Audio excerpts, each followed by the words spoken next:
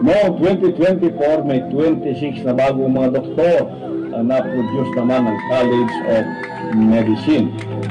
Kinikilala rin sa iba't ibang larangan ng academic excellence, moot court and debate, campus journalism, research at sports.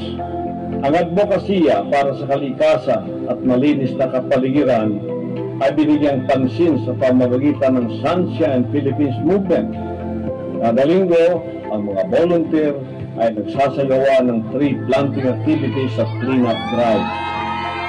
Ang United Indigenous Peoples Heritage of the Philippines o UNIFIL upang bigyang pansin ang mga pangangailangan ng mga katutubo, ang mga nasalanta ng kalamidad at iba pang sakuna ay tinutulungan sa pamamagitan ng mga relief operation ng SMNI Foundation Incorporated.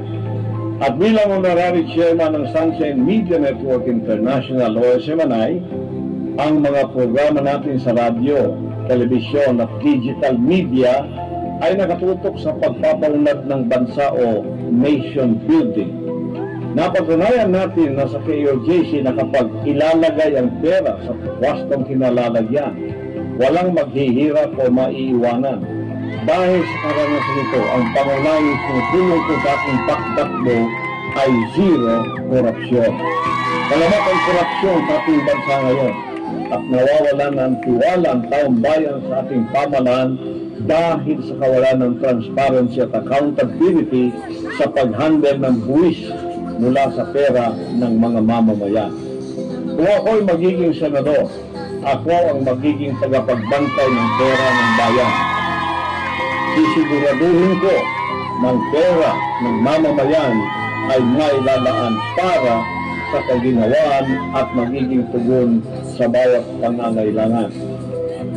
Ako ang magiging pambansang konsensya o national conscience dahil naniniwala ako na walang pahid na korupsyon ang aking pagkatao.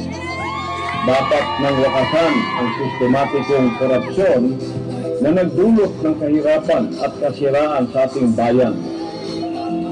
Naniniwala ako na malulutas ang problemang ito kung papapanagutin ng mga opisyal ng pamahalaan na nangangasiwa sa budget, lalo na sa mga kinatawan o representante ng mga distrito at pamayanan. Kailangan merong tapat na pag-uulat ito para maging mula ang taong bayan kung saan napupunta ang kanilang mga buwis. Kaya nga isusulong rin natin ang death penalty